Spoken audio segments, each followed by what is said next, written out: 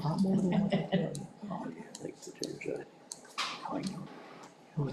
I'd like to welcome any online viewers back to the May 9th work session 2023. We just came out of closed session and we'll be continuing now. We're finishing up some business from that closed session and then on to the rest of the items on the agenda. In regards to discipline case number 7003979-2223, my recommendation to the board is to approve expulsion for that student.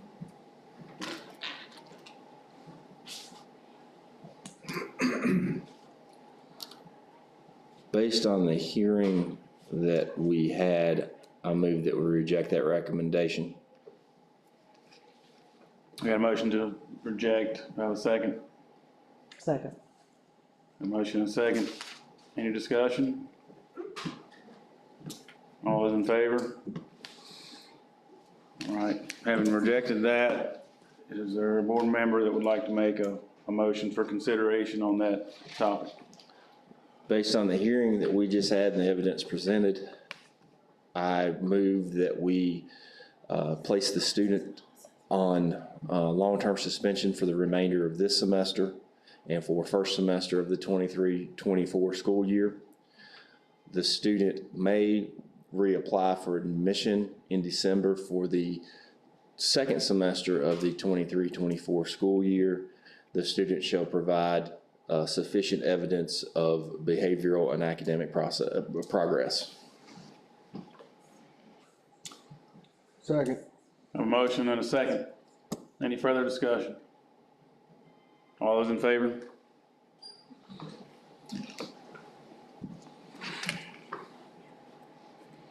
All right, Dr. Arbogast, in light of the time that we have remaining before some other things need to happen with the various folks in this room, would you recommend a couple of these items that we need to discuss now and we can table the rest for future work session? Okay.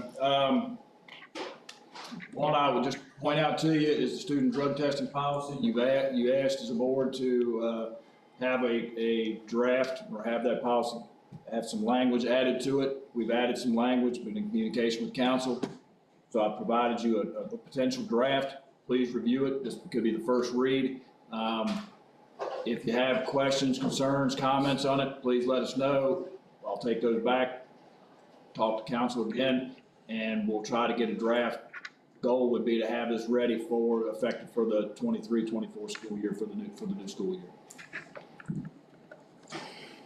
So can this be considered the first read unless substantial changes are made, or even if they are made? Yeah, I think so. Even if they are, I mean, Yeah, you can read them again. You can read it again. Okay.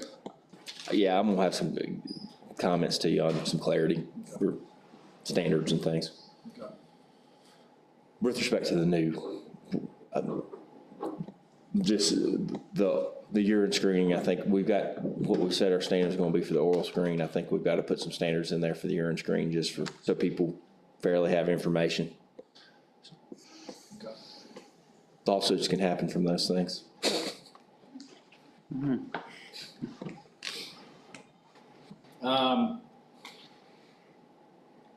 I didn't know if we needed to talk about the sound system at Giles High School in the auditorium. I know we talked about tabling the music and chorale room until that was dealt with, positions were dealt with, but I didn't know if you needed to have that conversation again on the auditorium itself.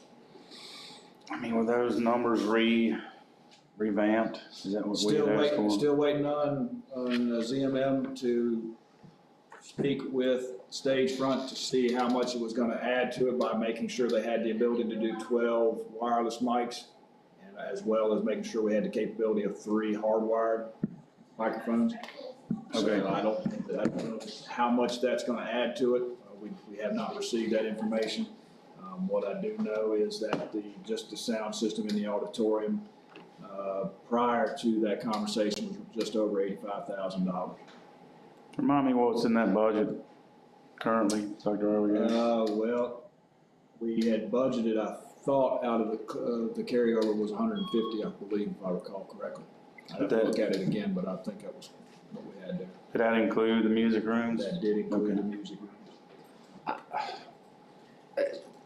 I think if you're gonna have that conversation with whoever the new hires are on that, you know, they're gonna be fresh, could potentially be fresh out of school, but might have I don't know, I think it's still kind of, they're gonna be one of the three programs, two of the three programs using that more than anything. I mean, it's in the budget. How long until those numbers aren't held any longer? That would be my only other They probably concern. already expired, unless it was a 60-day, but I don't know what the language. What it was. We're getting close. Okay. I think I can't speak in definitive terms, but I think they're willing to work with us. We just probably need to make a decision at some point.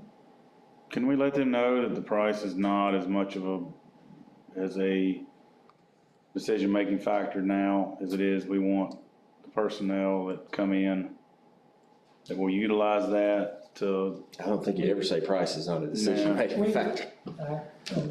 I believe we'd have to go back out to bid for acquiring the music room. By the time we hire somebody and get Right. them in there. right.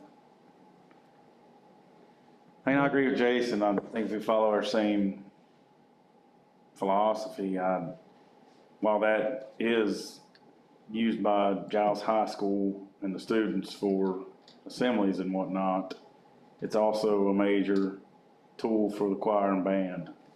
So, Now, the theater, this auditorium is the most important thing, sound-wise.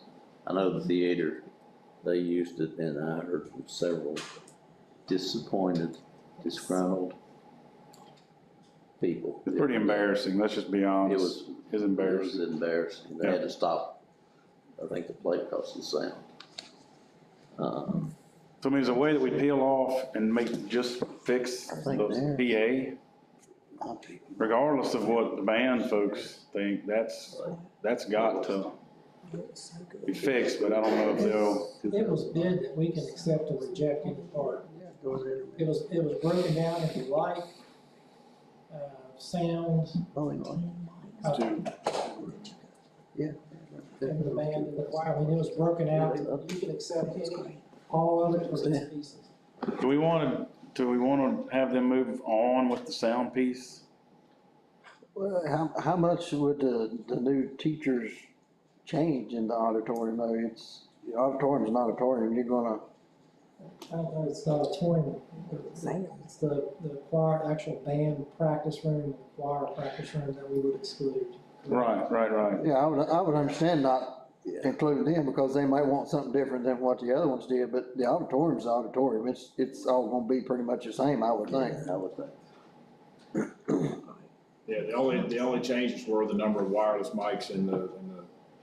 We gotta get on that. Because they had submitted something to us to purchase 12 wireless mics. Did they come back, you know, we'd asked back in February, I think it was, to go see what was done at theirs on that $10,000 or $20,000 budget.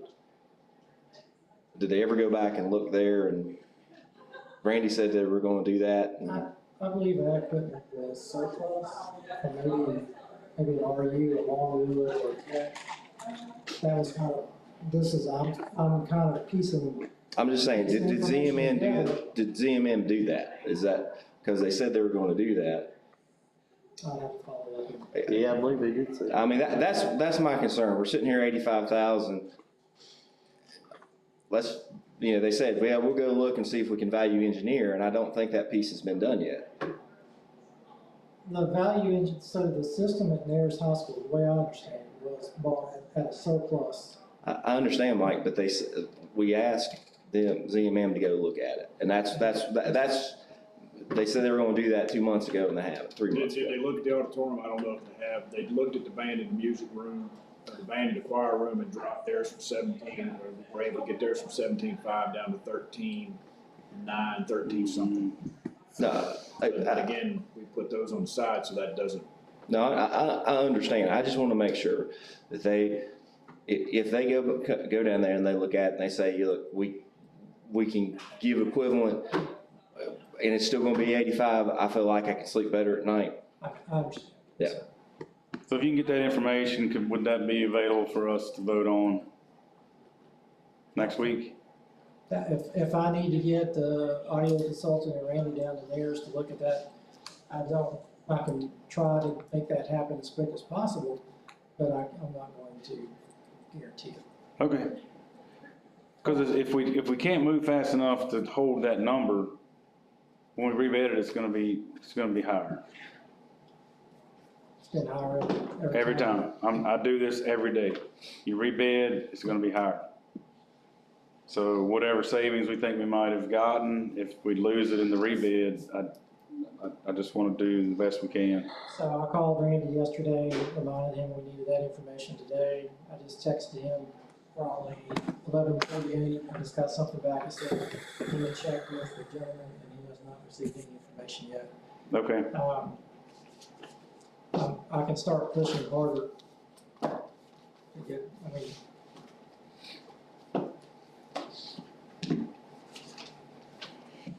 Well, just see what you can do. I don't wanna end up with the same equipment we're sitting on now for 95,000 when we couldn't done it for 85. yes.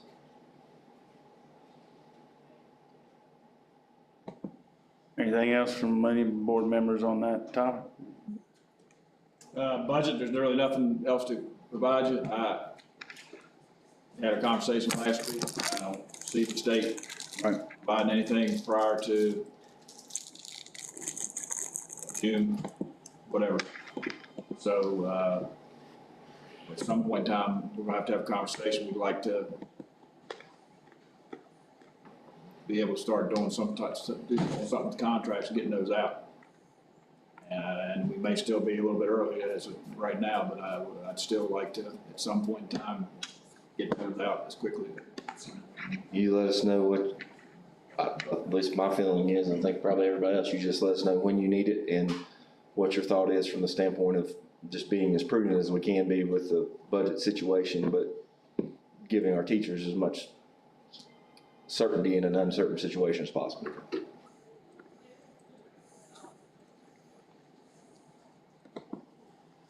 And we did have a very fruitful conversation with the Board of Supervisors shortly after we had those budget discussions, and that went very well.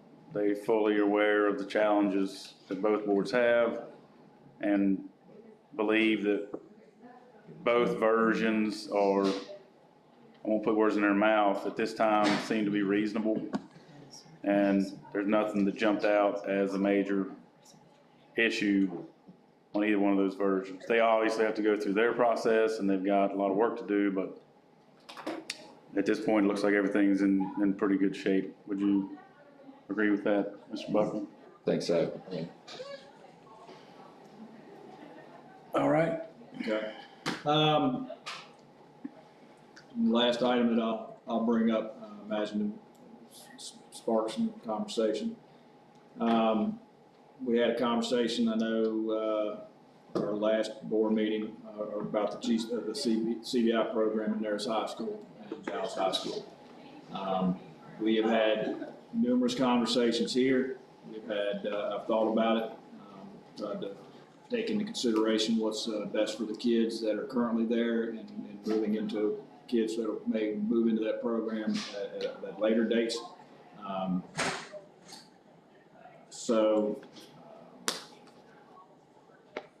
Really looking at what with the kids that are currently there, with any kids that are coming up.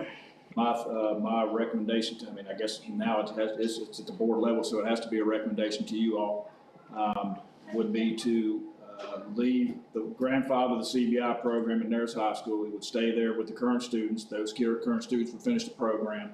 Any new students would move to Giles High School CBI program, and once the students transitioned out at Neris High School, the programs would be all together at Giles High School. That way we do not affect the students that are currently there, do not cause them any undue anxiety, stress, whatever it might be. but we will expect that those students that are in the CBI program that Daenerys High School currently as they transition, that they will go out in the community as expected, and they will work in the community. They will do things in the community. They will also schedule time to go to Giles High School and participate in the PAGE Lab. They will do that throughout the school week to make sure that those students are receiving skills that they need. So how does that impact? Do we need another staff person now that we're gonna essentially have it in 2 locations? We got staff people already.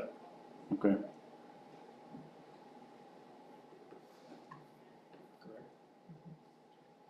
So we have somebody at the tech center right now that would take future CBI, See, guys at Giles High School. or Giles High School. There's staff there already that they have students now.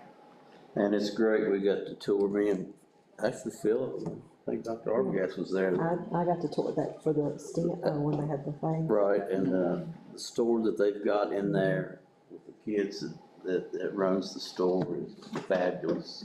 What they Jason, I do, don't think you got to tour. and No. they interact, these kids do. They track me. It was quiet, they wouldn't talk, and the teachers come down there and they communicate, make sure, I tell you what they've got is great for these kids, and,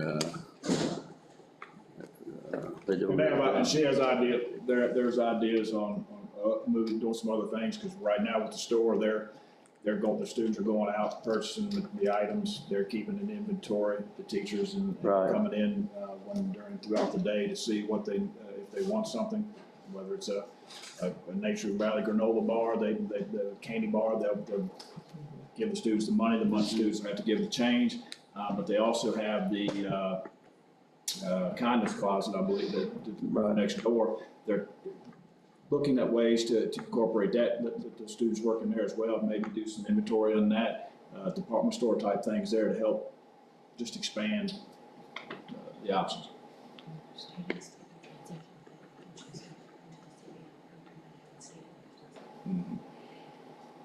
So any new CBI, there is no option to stay at Naris. They would automatically go to Giles. That's correct, yeah. If The they newer ones, choose. if they choose to, that they don't have to. I mean, the parents could choose not to put them in the CBI program. Right, And they would right. stay at their school. That alleviates my major concern. How many- They're in there. How many years do you think we have of the current students at Naris? Some of them got COVID years, I know there's COVID years. If you don't have the exact How number, many students? no, how long would that grandfather program? I would say. 3, maybe Could be more. off. Okay, I'd have to look at the age of the kids that are there. but it's still coded CBI. We would still need a certified instructor for that grandfather program. You would need, you need to have special ed teachers in your Okay. position.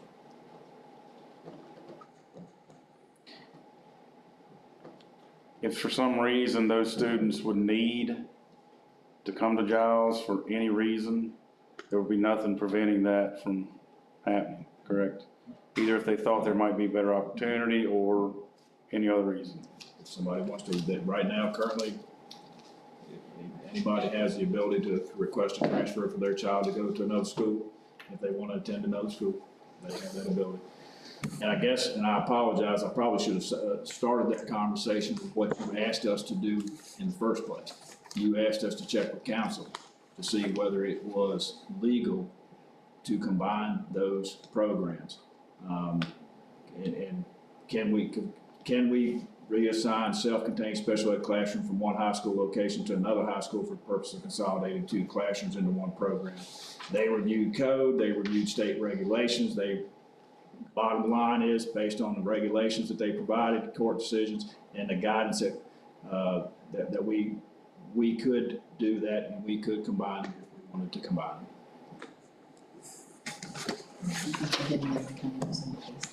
Yeah, then there's nothing preventing them from using the PAGE Lab now, if they wanna go there. It's just a matter of them scheduling it and working it out, but we're gonna if you combine them right now, would you say, we would save any money as far as teachers go and? Still have the same staff.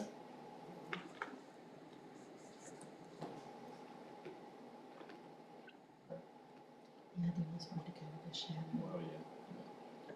And if a parent says that they can legally not send their kid to either location, and we have to pay to send somebody to the home, is there any truth to that? Not sure what you're asking. Do you understand what he's asking? No, what are you I'm not asking? sure what you're asking me. I guess there had been some discussion if they just didn't like a decision we made and they didn't want to send them, let's just say that we didn't do the grandfather and it was just at Giles High School. And they said they had the legal right to not send them there, and we would have to send somebody and pay for somebody to come to them. And maybe I'm not, maybe we're not explaining that correctly. I'm not certain I'm. Okay. I think I think the recommendation is about as reasonable and thoughtful as you guys could do. I personally appreciate that. That seems like kind of a blend of extremes, Dr. Arbogast, so I've heard from several people that would satisfy a lot of the folks that had a lot of concerns about disruption, so. Like I said, that addressed my major concern. The kids are in there right now. They get stayed. So do you need, You can't, I don't think you can approve it here. If I think since the conversation was brought to you all and started at the April board meeting, I will bring it back to you next week and we'll just finalize it then. okay. Won't you? Any other discussion about that topic from anybody? And I'm gonna table the rest of what's on here. I think the only thing left is the facility and the lighting. I don't think you need any direction at this point. Any of Get those. what's there on the writing is just information for you all to see how that progress is going, see if you want something different. Okay, I'd like ZMN's fee to go down 30%. Tell you that right That now. was a rough number. I can, It's got real rough. I can negotiate. okay. I don't think this time. Hey, they do realize that we asked for them to get $2 million in fees over the next 2 or 3 years. I put something in. Yes. I'm sure that is it. And I do anticipate, I shared with, two board supervisors members when we met last week, and Mr. Steele. I anticipate that, DOE is going to take all the school construction grant applications to their board meeting next week. 18th and 19th, I think is when they are meeting, so I would anticipate very likely that we will hear something by the end of, could be the end of next week, but I would say the end of May to know how that's been awarded. All right. We good? We're good. I move to adjourn. Second. Motion second, all those in favor? So, they raised Frank, you here. $2,000 in the fund. That's what, I was there Sunday, Haley. and they did it, That's what David told me. I'm good with that. because I know when they got up. No, not even speak- close. and